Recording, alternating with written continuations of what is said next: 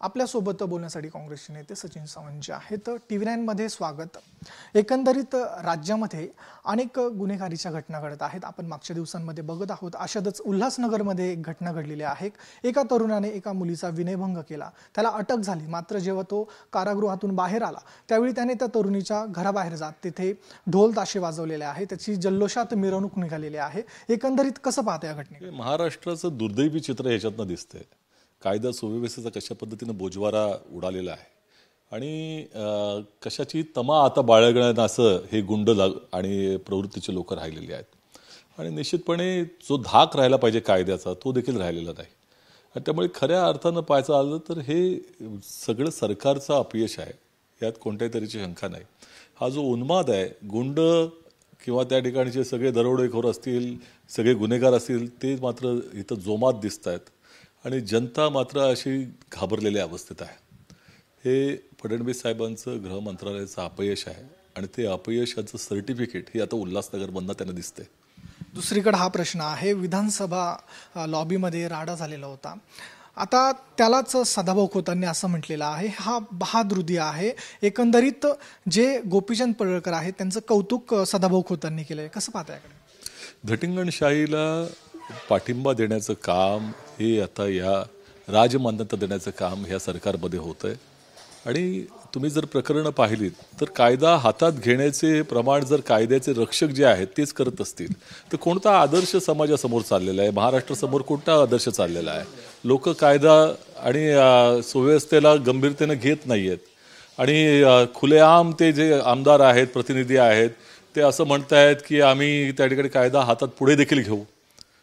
तर ह्याला धाक कोणी दाखवायचा, कोणी थांबवायचं? फडणवीस साहेबच याला राजमान्यता देत आहेत का, हा प्रश्न त्या ठिकाणी उपस्थित होतोय। हे दुर्दैवी चित्र आहे। महाराष्ट्र जे लोकशाहीसाठी देशाला आदर्श असणारं राज्य आज कुठे नेऊन ठेवला महाराष्ट्र, असं त्या ठिकाणी चित्र आहे। आणि महाराष्ट्र आता गुन्हेगारीमध्ये थांबणार नाही असं म्हणावं लागेल। आणि ज्या पद्धतीनं पडळकरांनी जी चिथावणी दिली होती ते सगळ्यांनी पाहिलं। विधिमंडळाच्या पायऱ्यांवर बसून माणसं मारायला पाठवत होते। म्हणजे ह्या प्रवृत्तीचे लोक भारतीय जनता पक्षाने भरलेले आहेत। त्यामुळे पार्टी विथ डिफरन्स, तो डिफरन्स काय आहे तो हा आहे। दुसरीकडे जर पाहायला गेलं तर आपण मागच्याही काळामध्ये बघतोय की हिंदी भाषिक मराठी भाषिकांमध्ये कुठेतरी अनबन होतीये। एकंदरीत केंद्रापर्यंत हा विषय गेलेला होता। कालच आपण बघू शकतो निशिकांत दुबेंना आपल्या ज्या मराठी खासदार आहेत त्यांनी जाब देखील विचारलेला आहे। ह्या प्रकरणाकडे कसं असं आहे की भारतीय जनता पक्षाला महाराष्ट्राचा नेहमी द्वेष राहिलेला आहे। भारतीय जनता पक्षाचे नेते राज्यातले देखील हे ज्या वेळेला केंद्र सरकारचं महाराष्ट्राच्या एकंदर औद्योगिक प्रगतीवरती असेल किंवा महाराष्ट्राच्या एक सर्वांगीण प्रगतीवरती जेव्हा आक्रमण केलं जातं, महाराष्ट्राचे पाय खेचले जातात, त्यावेळेला ते हात धरून मुख गिळून गप्प बसलेले असतात। त्यामुळे भारतीय जनता पक्षाच्या नेतृत्वाखाली महाराष्ट्राचं भविष्य सुरक्षित नाही ही वस्तुस्थिती आहे आणि हा द्वेष यांच्या वक्तव्यात दिसतोय। निशिकांत दुबे कोण आहेत? भाजपचे खासदार आहेत। त्यांना एका शब्दामध्ये नरेंद्र मोदीजी समज देऊ शकतात आणि जर फडणवीस साहेबांनी फोन केला हे काय चाललेलं आहे महाराष्ट्राच्या विरोधामध्ये, अशा तऱ्हेची वक्तव्य कशी येत आहेत, लगेच बोलू शकतात। परंतु ते थांबवत नाहीत, कारण हा जो आकस आहे महाराष्ट्राबद्दलचा हा भारतीय जनता पक्षाच्या एकंदर विचारसरणीमधला आदर्श आहे, आकस आहे।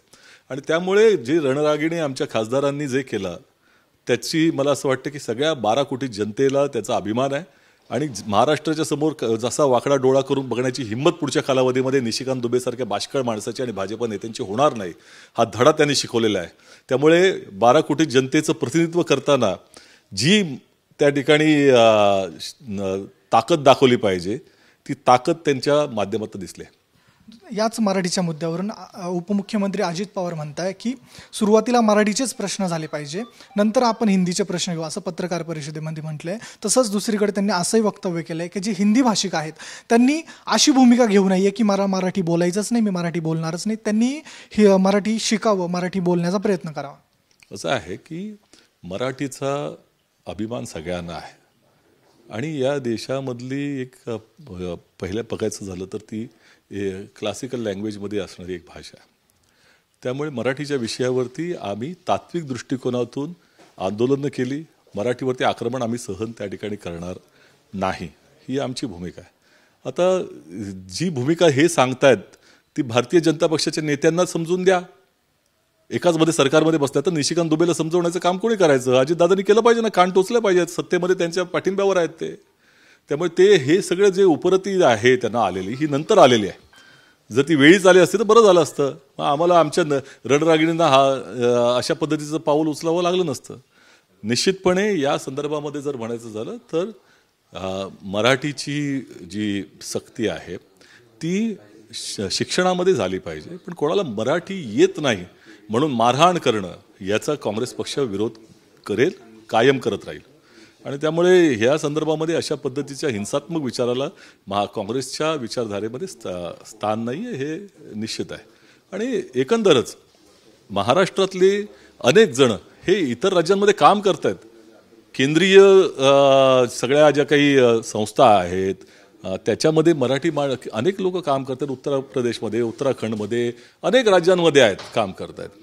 त्यामुळे अशा जे काही एकंदरच राजकीय दृष्टिकोनातून आलेल्या भूमिकांना त्याचा दुष्परिणाम त्यांच्यावर होऊ नये याची काळजी मला असं वाटतं की महाराष्ट्रातल्या नेतृत्वाने सगळ्यांनी घेतली पाहिजे. अनेक मंत्री आहेत, आमदार आहेत, त्यांच्यावरती वेगवेगळे आरोप लागत आहे महायुतीमधल्या. त्याच्यामुळे भाजपचं टेन्शन वाढतंय, महायुतीतले जे मित्रपक्ष आहेत त्यांच्यामुळे. असं आहे की भारतीय जनता पक्षच नाही, पूर्ण महायुती सरकारचं जे आहे अब्रूचे दिंदवडे निघालेले आहेत, दररोज निघत आहेत.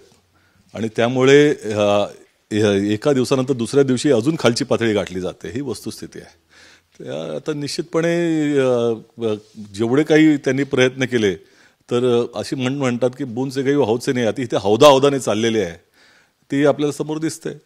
आणि निश्चितपणे जनतेसमोर आम्ही जाणार आहोत हे घेऊन. हे सगळं ह्याच कारणासाठी इतकं मोठ्या पद्धतीनं मतदान झालं का अनैतिक पद्धतीने जे सत्तेमध्ये ते लोक आलेले आहेत त्यांच्या माध्यमातून असंच अनैतिक कारभार होत राहणार हे जनतेसमोर सांगणार आम्ही.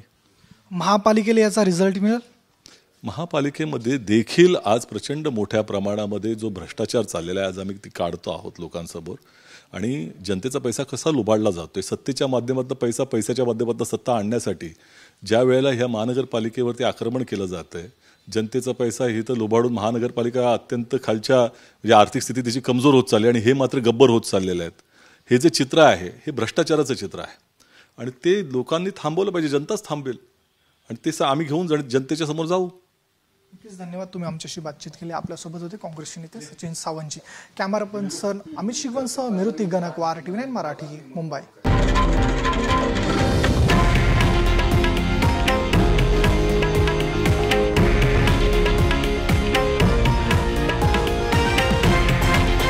हे आहे देशातील नंबर 1 न्यूज नेटवर्क आणि आपण पाहत आहात TV9 मराठी, एकमेव.